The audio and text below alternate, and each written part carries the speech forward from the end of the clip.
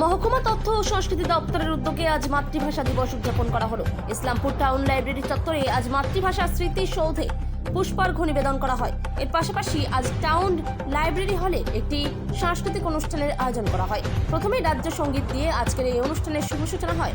উপস্থিত ছিলেন ইসলামপুর পৌরসভার চেয়ারম্যান কানাইলাল আগরওয়াল সহ ইসলামপুর মহকুমা তথ্য ও সংস্কৃতি দপ্তরের আধিকারিক শুভজিৎ দাস সহ বিশিষ্ট জনেরা উপস্থিত ছিলেন। গান কবিতা পাঠের মাধ্যমে আজ এই মাতৃভাষা দিবস উদযাপন করা হয়। Bureau report, big news Bangla. নামগুলার বিভূতি বলেন, জবা বলেন, সালাম বলেন, বরকত বলেন, এই যে ভাষার জন্য 1971-এ আমরা জানি বাংলাদেশ হয়েছে, কিন্তু তার বীজটা রোপণ হয়ে গেছিল ওই 1952 সালে ভাষা আন্দোলনে যখন শহীদ হয়েছিলেন। সেদিনে কিন্তু বাংলাদেশটাকে স্বাধীন করতে হবে, সেই বীজটা কিন্তু তখন থেকে প্রস্ফুটিত হচ্ছিল। 1971-এ বাংলাদেশ হলো, শেখ মুজিবুর রহমান প্রধানমন্ত্রী হলেন, তারপরে উনি চেষ্টা চালিয়ে তাকে ইউনেস্কোকে বলে এটা ইউনেস্কো তখন আন্তর্জাতিক মাতৃভাষা দিবস হিসাবে স্বীকৃতি দিল। বাংলায় কথা বলবো, ভাষা মাতৃভাষা মাতৃবৃদ্ধ, আমরা কিছুটা হলেও ইংরেজির দিকে একটু আমরা আমাদের এডিজি সাহেব বসেই আছেন এখানে, সব কাজ তো ইংরেজিতেই হবে করতে। সুব্রতবাবু আছেন, এসডিএসএল সাহেব আছেন, ইংরেজির দিকে এটা কিন্তু মন থেকে আমরা মেনে নিই না। ইংরেজি থেকে মনে নেওয়া আর মেনে নেওয়া, মনে নিই না কিন্তু মেনে নিই। মেনে নিই কি কারণে? অনেক সময় সন্তানের ভবিষ্যৎ ব্যাপারটা চিন্তা করি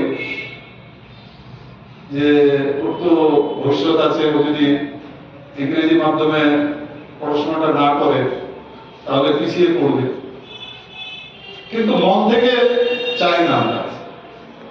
এখনো যদি আমরা কোথাও ঘুরতে যাই, দেখি কোনো দম্পতি যদি বাংলায় কথা বলে, আমাদের মনটা ওদের সঙ্গে কথা বলার জন্য আমরাই এগিয়ে যাই।